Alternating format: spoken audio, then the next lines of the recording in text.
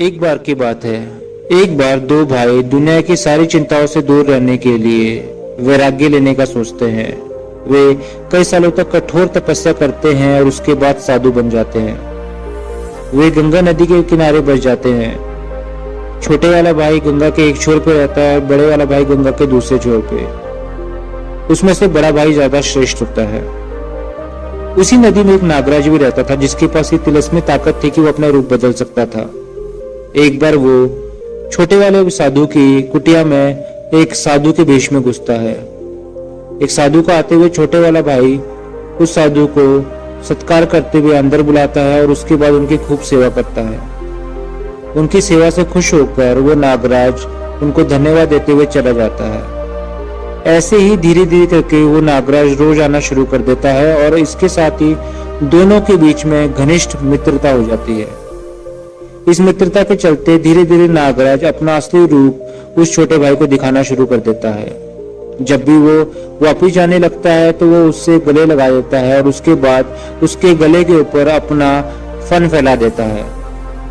इससे छोटे वाला भाई धीरे धीरे डरने लग गया था और डर की वजह से उसका धीरे धीरे शरीर सूखने लग गया था। उसकी अंतड़ियां अंदर धंसने लग गई थी। एक बार वो अपने बड़े भाई से मिलने के लिए उसकी कुटिया में जाता है तो उसका बड़ा भाई उससे पूछता है कि तुम्हारी क्या हालत हो गई है, ऐसे क्यों बने हुए हो। इस पे छोटा भाई बताता है कि ऐसे ऐसे वो एक साधु से मिला था जिससे उसकी मित्रता बहुत ज्यादा अच्छी हो गई थी, लेकिन बाद में उसको पता चला कि वो एक नागराज है और इसका कोई इलाज उसको मिल नहीं पा रहा है। इस पर वो बड़ा वाला भाई पूछता है कि एक बात बताओ, वो किसी तरह के आभूषण पहनता है क्या। इस पर छोटा भाई बताता है कि उसके पास एक मणि रत्न है। तो बड़ा भाई उसको कहता है कि चलो एक काम करना, कल जैसे ही वो तुम्हारी कुटिया में आए तुम उससे उसका मणि रत्न मांगना।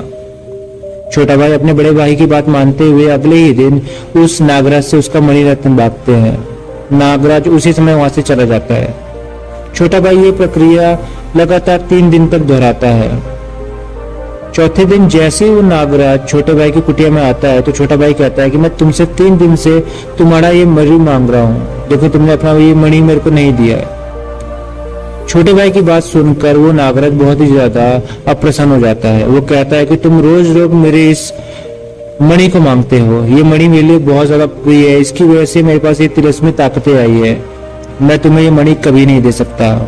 और तुम्हारी ये बातें सुनकर मैं बहुत ज्यादा तंग आ गया हूँ, इसलिए आज के बाद मैं तुम्हारी कुटिया में भी कभी नहीं आऊंगा।